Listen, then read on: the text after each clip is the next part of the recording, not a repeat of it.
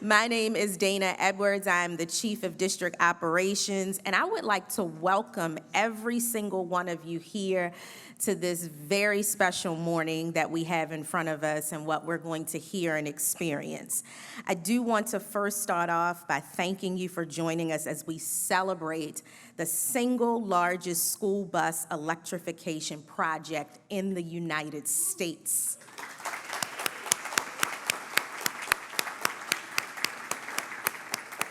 And in case anyone does not know where you are, it is in Montgomery County, Maryland.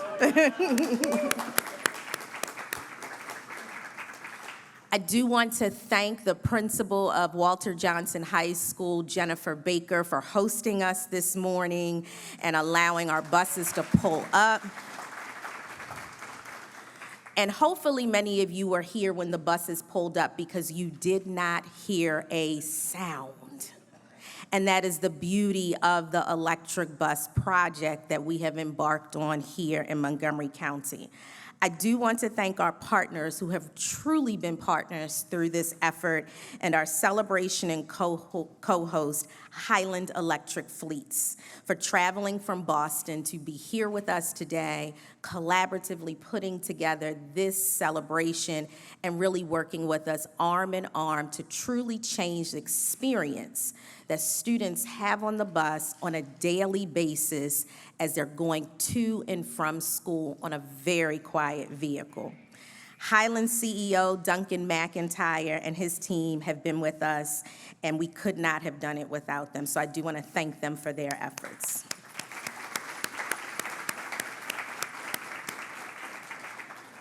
In Montgomery County Public Schools, our buses transport approximately 100,000 students to and from school each day, traveling just about the same distance in miles as 4 times around the equator. And we do that with a dedicated staff throughout the county who truly takes it as their purpose and their mission for their buses being their first classrooms and welcoming students. That's a lot of miles, a lot of manpower, a lot of dedication, and a lot of fuel. In this era, it has become a priority to truly be aware of our carbon footprint and the environment we leave behind, and to be more conscientious on the way we use our natural resources, as well as find ways to operate in a more sustainable manner. This is one of the commitments that our school system makes to definitely do that and think about what our students will experience as they grow up.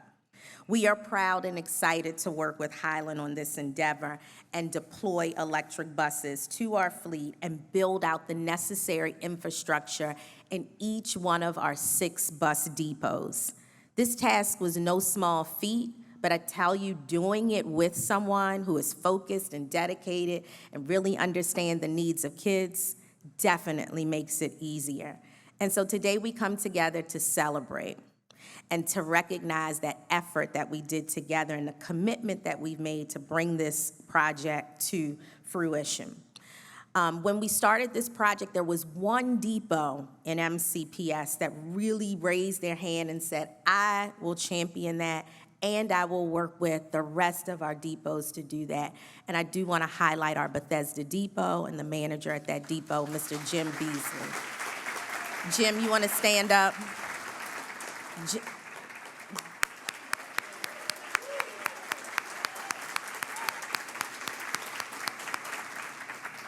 Jim does that work along with the drivers, the mechanics, all of our aides who all come together and really push forward to bring this about. So we are so pleased for today and to be here with one another and be with one another. And without further ado, I would like to invite up Montgomery County Public Schools Board of Education President, Mrs. Brenda Wolf.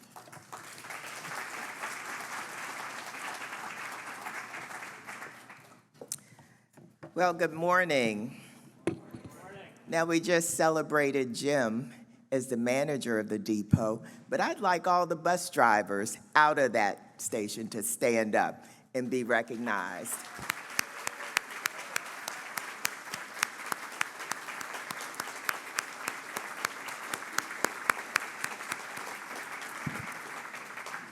I have been with the young ones. It's no easy feat. Thank you for all that you do.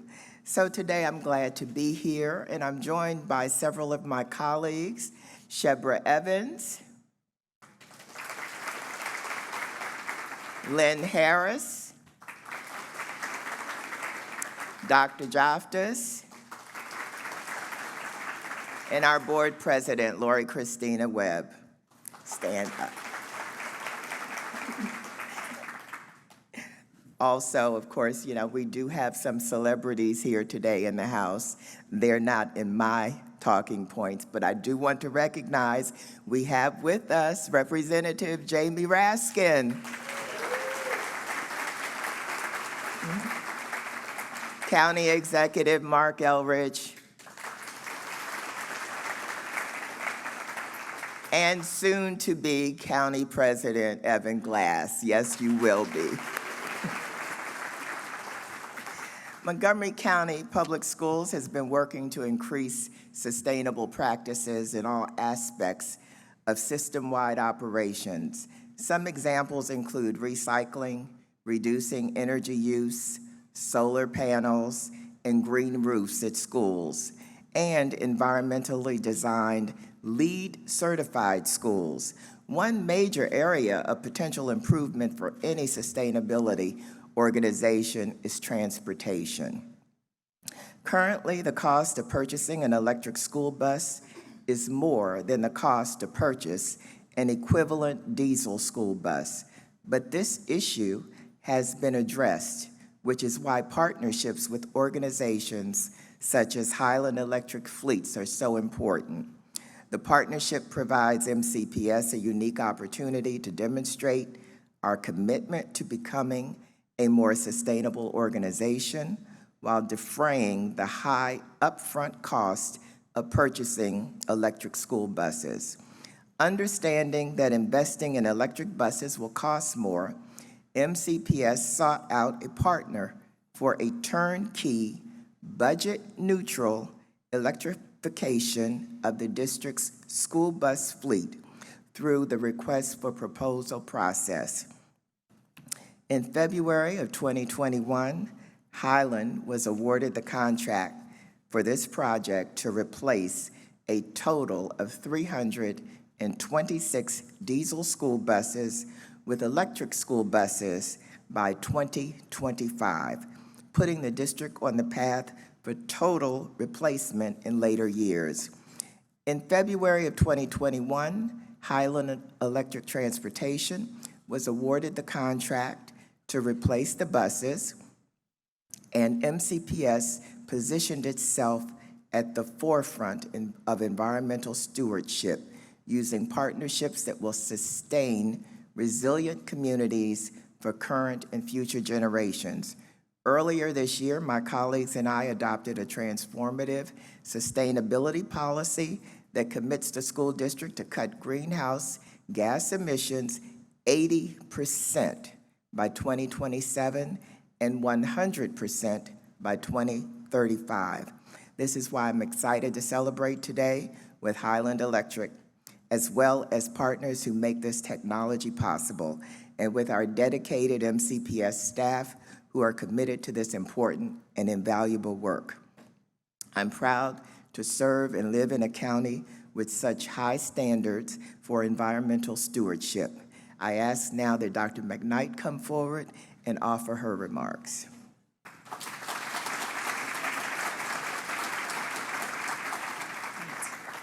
So good morning again, everyone. The color is yellow today, right? In celebration of our electric school buses. It is so good to be here, and I first want to welcome you and thank you so much for coming to be a part of this great celebration today. So this event has been on my calendar for a few weeks now, and I knew it was coming up, and I was excited about it. A couple of weeks ago, I was at a professional development session in the state of Maryland with other leaders from across the state. And so I said, we're going to be celebrating our electric school buses. And I just happened to be sitting next to a gentleman who was very much around the work of sustainability in the state of Maryland. So we started to talk, and he started to talk, and then he said, do you think I'll be able to come over and come to that event and learn how we can learn ways that we can get other school systems and other places involved? I don't see him here today, But I know that he is going to be reaching out, as well as many others, to figure out how we got this started. As a superintendent, I'm going to say one of the most enjoyable parts of my role is to be able to vision out into the future.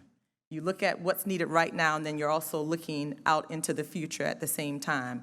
But you can't do it unless you have others who are with you, who are willing to look beyond where you are at the moment. And that means other people who are willing to look into the future with you.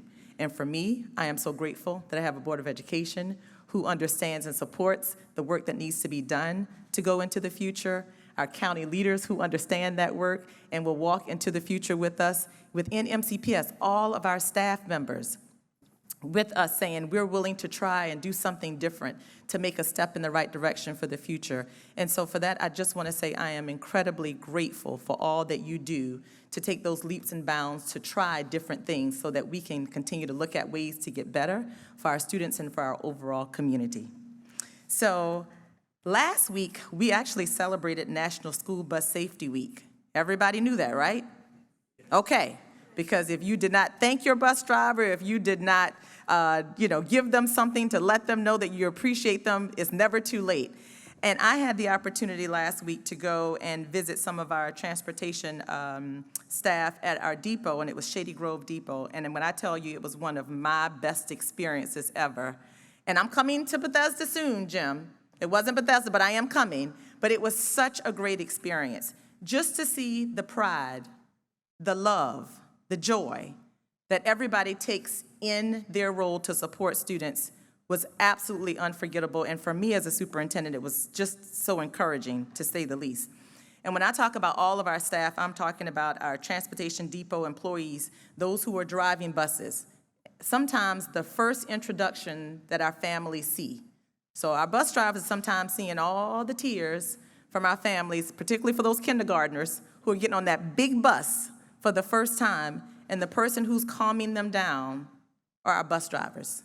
Thank you, because as you know, that can be the scariest moment for a parent, but one of the most fulfilling when you have a comforting smile on the other side. I had a chance to meet many of our fleet maintenance teams who were able to talk to me about what it is to take care of maintenance for a bus and how different that is for a car. And so we had many conversations about that. Our bus drivers were there celebrating and talking about the joy that they take in their work, and our bus attendants as well. And our bus attendants were there celebrating with us and just saying how important their role is, and us acknowledging how important their role is in making sure that they are taking care of the children who need that person on the bus to take care of their needs to and from school. And I share all of that with you because when I talk about transportation, there are so many parts to it and so many people who make it all come together. And I, again, am most appreciative for them providing their time, attention, detail, and care to the experience here in Montgomery County Public Schools every single day. That's why when we're recruiting for bus drivers, I do say, you can be a bus driver anywhere, but you get to be a special bus driver when you come to Montgomery County Public Schools, because we know how much we care for our employees and how much they care for the children that they are responsible for. So it seems fitting today that we celebrate this partnership and acknowledge that the work that's being done is replacing our diesel-fueled bus fleet with electric buses, all parked out so nicely outside. If you didn't have a chance, before you leave, I encourage you to tour one. Some of our families had the best experience ever at our back-to-school fair this year at our Wheaton Shopping Plaza, and they got on and had a chance to tour the buses, and it was just so exciting. A fact that I want you to know, on an average day, MCPS's fully diesel bus fleet burns approximately 17,000 gallons of fuel. 17,000. Not to mention the cost of fuel these days. By the end of this project, we would have replaced 326 diesel-fueled buses with electric buses. This means that we are going to be saving upwards 6,500 gallons of diesel fuel per day, and immediately this is going to cut costs by 50%. That is significant. And in a school system, of course, we're thinking about how then can we use that 50% to serve the needs of our children in other ways that are needed. Converting the bus fleet to electric positions puts MCPS one step closer to its pledge of cutting greenhouse gas emissions by 80% by 2027 and 100% by 2035. Now, those years may seem outward, but as we all know, they come quicker than we can sometimes think when we think about the years and how quickly they are coming. The school system has taken many steps to elevate its approach to environmental stewardship and incorporated sustainable considerations in all of our decisions. From the board's adoption of a robust sustainability policy to MCPS staff and student involvement in County Executive Elrich work groups that contributed to the Climate Action Plan, to the plans and designs for new construction and revitalization projects, and to aligning curricular offerings with the Maryland Environmental Literacy Standards, these are just examples of how all of our work aims to ensure that healthy learning and working environments are equitably accessible across our entire school system. So working with Highland to bring about the electrification of the MCPS school bus fleet is just another example of how we are modeling our commitment to be a more sustainable organization overall. So thank you again for being here, for sharing in this celebration with us, because we are definitely celebrating the work of our staff and the vision of our system moving forward, and the electrification project as the one in the United States right now serving as the largest electric bus fleet. So I'm expecting for many others to stop us and to engage in conversation with us and learn from what we are starting. And then we can then also learn from others as we have other partners joining us on this journey of electrifying all of our school buses. So thank you so much again for being here. And I would like to, at this time, invite up Duncan McIntyre, the CEO of Highland Electric Fleets, to speak more about the importance of this work. Thank you.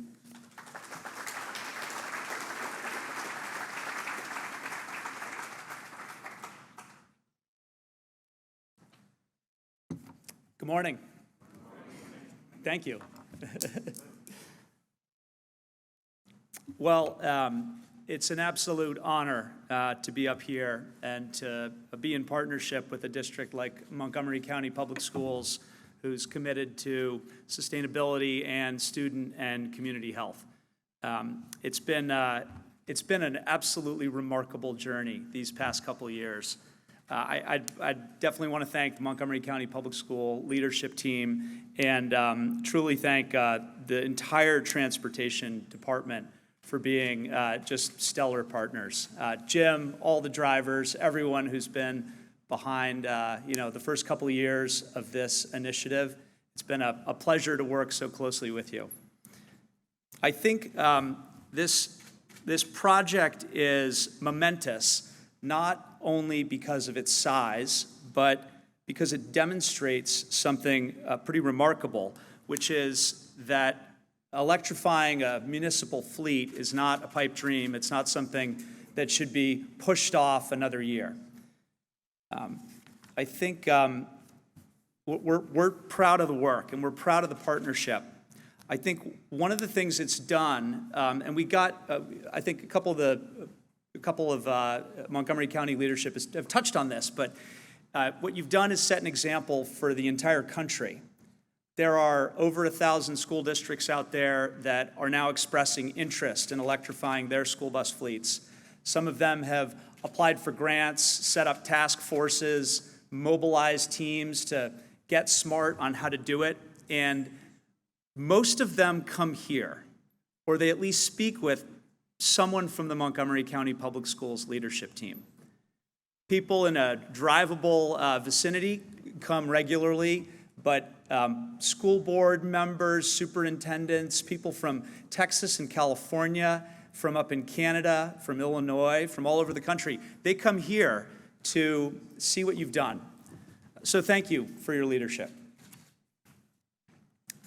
I want to use my last minute to thank a lot of people. The list is way too exhaustive to go through everyone's names, but I do have to say thank you to a few people. This project was truly about stitching together a lot of teams in true partnership, and getting it all to gel and come together is why we have 15 completely silent buses in flotilla format arriving, a beautiful sight for anyone who was here earlier this morning. The County Executive, Mark Elrick, thank you so much for your leadership. The Maryland Energy Administration, Hunt Construction for building amazing sites for us. All of our technology partners, including Thomas Built Buses, Proterra, Power Electronics, and Synop. Thank you so much. We want to thank Pepco for being on the phone with us and MCPS daily for 2 years, something like that. Thank you to the Biden administration. Thank you to Senators Van Hollen and Murray, Representatives Trone and Moulton, and to the to the EPA, who's been behind this movement and ramping up their efforts. The Senate Committee on Environment and Public Works, thank you. The Department of Energy, Department of Transportation, and I want to offer a very special thank you to a man who's not here today because he's unfortunately under the weather. He's a member of your community, he's a father, and he's a delegate, Delegate David Fraser Hidalgo. He was the first person we met in Maryland when we came down to investigate whether there might be a role for Highland. He launched this EV movement and actually introduced legislation 4 years ago that was opposed by almost everybody. And he kept at it.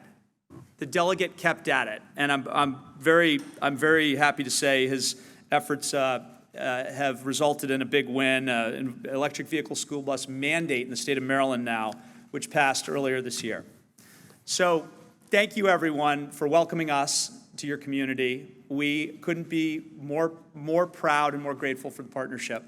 I'd like to finish by introducing another progressive leader, Congressman Jamie Raskin. He supported the Infrastructure Investment and Jobs Act and also the Inflation Reduction Act, both of which are helping to accelerate the adoption of cleaner, healthier transportation across the country. So please welcome me in joining Jamie Raskin. Hey, thank you. Thanks so much. Hey, good morning, everybody. Duncan, thank you so much for your great work on this. And thank you, David Fraser Hidalgo. Thank you, Mark Elrich. Thank you, Brenda Wolf, the entire school board for your commitment to this great project. You know, it's a national problem that Montgomery County is in the leadership of responding to. The transportation sector is the leading contributor to greenhouse gas emissions in the country. And every day there are 480,000 school buses on the road, 95% of them running on diesel fuel. And a third of our kids get to school on school buses. So Montgomery County is now in the forefront of leading us to a sustainable future. And we're acting in Congress to, we passed a $1.2 trillion infrastructure plan, which includes a $5 billion investment over 5 years in electrifying the school bus fleet of America. But Montgomery County is out there first, it's in the lead, and as Duncan says, it's showing the rest of America how to do it. So it makes me very proud. Thanks to Montgomery County, school buses will be the new symbol of a safe and sustainable energy policy in America. That's a remarkable change. And school bus drivers, in addition to being the people taking care of our kids on the way to school, are also climate change first responders. The school bus drivers are in the forefront of effective climate action in Montgomery County. So we can all take great pride in the fact that we've got the kind of leadership in the state legislature, in the county government, in the school board, that they would take this initiative to make sure that Montgomery County is right in the front of this trend. We don't need our school buses to be emitting toxic diesel fumes, which are dangerous for our kids and for everybody else. We don't need our school buses to be contributing to the problem of greenhouse gas emissions that are threatening habitable life on Earth. The school buses can indeed become the symbol of the new green renewable era that we're moving into. So I want to thank everybody here, from the county executive to the county council to the school board, to the company, to the school bus drivers, to the students and the teachers and the staff for being part of this great change. Thank you.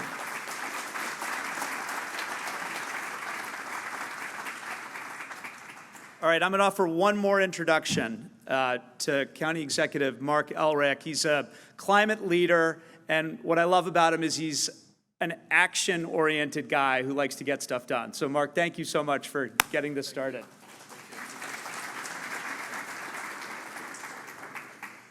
So this is one of the most fun projects that I've ever been involved in, and I'll start with a couple of thanks. First, thanks MCPS for adopting the county's climate goals. I know that was a discussion. It wasn't clear where that was going to go, but I really appreciate your taking action. So now we're doing all this together. That's very important. I want to thank your students who have been unrelenting in putting pressure on us. And, you know, I will say that I actually don't mind it. It's okay to protest. We're not going fast enough. And so I don't discourage them from speaking out and telling us we're not doing enough. They should be saying that, because we're creating the world they're going to inherit. And if we don't create the right world, they're going to inherit an even bigger mess. And so it's never bothered me when people protest things we do, because we always could do better and move faster. And I want to thank David Frazier Hidalgo, who's not here, because this project actually had two starts. And I was down in Annapolis one day, and David comes up to me and says, "You got to meet this guy. And they want to replace school buses with electric buses, and it's not going to cost any more than diesel." And I'm thinking to myself, I don't believe in magic and I don't believe in miracles. How are you going to do this? And David said, well, let's sit down and meet these guys and talk to them. And when we talked, I realized it wasn't magic and it wasn't a miracle. It was a tax code. You know, when we buy something, if we buy an electric bus or we buy an electric car, there are lots of embedded tax credits that we never see, because the government can't use tax credits. I can't reduce. I don't pay taxes, so there are no taxes to reduce with the tax credit. But companies that buy and lease, they can use the tax credits that we can't use. And that's how this works. I mean, this isn't magic. There's an embedded value of greening the economy, and governments can't take advantage of it the way the private sector can. And then developing a partnership. So I met with you and David, and we had a discussion about this, and I thought this made sense. And then I put us together with the folks from the school systems transportation department and my own transportation department, and sat around the table and explained to other skeptical people how this would actually work. And that all led to the RFP and everything else. So I am really glad that we were able to make that happen. I look forward to doing more of this. I think I think everybody's got to understand how this works, because I know a lot of people don't understand how it works. And I think in making that front and center in discussions will help move this along, because everybody's skeptical reaction is you cannot possibly make a $1 million bus the equivalent of a 400,000 diesel bus. But apparently it can be done. So I'm excited about that, and that's what makes this project so great. We will do everything we can do to accelerate it. We're trying to move our own fleet toward all electric. We've taken the first steps. We've got a depot in Montgomery County. It can handle up to 71 buses, I believe. It's got a microgrid. It's got battery storage. It's everything we want, and we need to do this for our own fleet. And we need to help you do it with your fleet. We have discussions about where to put these things, but we have to do this. This is like not a choice we have. It's something we have to get around to doing, and sooner better than later. And I'll say another thing from a government perspective, people have to get over this notion of operating expenses and capital expenses, because we walk away from projects where somebody says, well, the capital expenses are too high. And if you say, but the operating expenses are lower, it's like, well, those are two different buckets of money. I'm like, when I collect taxes, it is one bucket of money.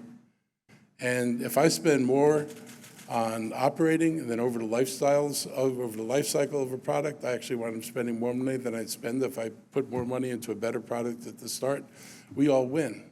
And that's one of the things that's great about electric buses. Every study that's been done says electric buses over the life cycle are more effective and more cost-effective than any other way of doing this, because the savings, regenerative braking means you're not replacing brakes nearly as often. No transmissions. No dealing with the fuel with diesel or gas engines where you have to worry about fuel mixtures and all this other crazy stuff. So it's a great innovation, and I'm really excited. I'm excited that MCPS is in the leadership on this. It helps you. It helps the county. It will all help all our dollars go farther because you've got other things to do than spend money on diesel buses. And, we know the needs are often greater than what we do. Getting our greenhouse gases down to 80% by 2027 is only possible if we take steps like this. If we don't do this, we don't get there. And that's true for any of you who are aware of what happens in the building sector. There is no way we get there unless we make all this set of changes. And as individuals, which all of you are in the room at the end of the day, you're not government employees, you're just people in the county, decisions you make ultimately about whether you drive an electric car or not electric car, whether you put solar on your house or don't put solar on your house, all those things that'll determine whether we achieve our goals or we don't achieve our goals. And so I think our great challenge going forward is letting the community understand this is not about what government does at the end of the day. It's about what every individual in this community does at the end of the day. So we're going to try to move this forward as quickly as possible. It is exciting to be where we are. I know the new federal money will help us do even more things going forward, hopefully accelerate the path. I still think, I look at my own folks saying 2035 for electric buses. That's too slow. Right? We need to flip our fleet faster than that. And I think the school system may find ways to flip their fleets faster than that. Faster in this case is better. There is no speed limit for this. Speed limits apply out on the road, but they don't apply to the kind of progress we're trying to make here. So I just want to thank you all. I want to thank the school system for their participation. We got there quickly. When you talk about other people studying, and we went pretty quickly from that meeting to your meetings with the school system to people wrapping their heads around the financing to actually doing something. So this is the kind of speed we need to apply to all the things we do. So thank you very much, and thank you for asking me to be here.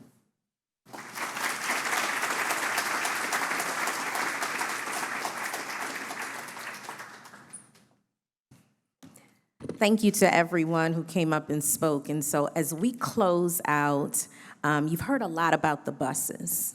You've heard a lot about vision. And none of this happened without vision, partnership, and collaboration. And that's the bedrock on which anything happens. And we are looking toward the future and what will be best for the environment and for our students.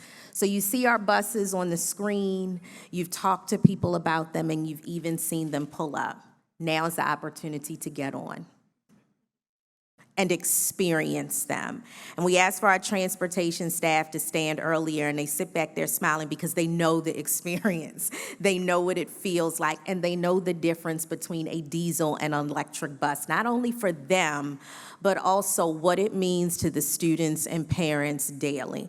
And as we continue to do this work together, it takes every single person, every single forethought to bring it forward. And we are excited to continue to do it and are committed to doing this overall for our children as well as the community. So as we close out, right outside the door are our electric buses. I do invite for you to get on, experience. Try to see if you hear something. I bet you won't. But that's okay, because for many of us who used to ride buses, and I won't date myself how long ago, you can remember talking over the seats and that big acoustic component. That's not the case on these electric buses, and that is critical for many of our children who need that time, just a little bit more quiet in the morning. And the fact that we can expand that and have people who are excited to take on the challenge makes it even better. So thank you for coming today. Please experience our buses, and we will also be transitioning to our Bethesda Depot, where you can see some of the electric charging stations in person, and I think that part is really important as well, so you can see how it actually works every day. Thank you so much, and thank you for our lovely partnership that we have. Have a good day.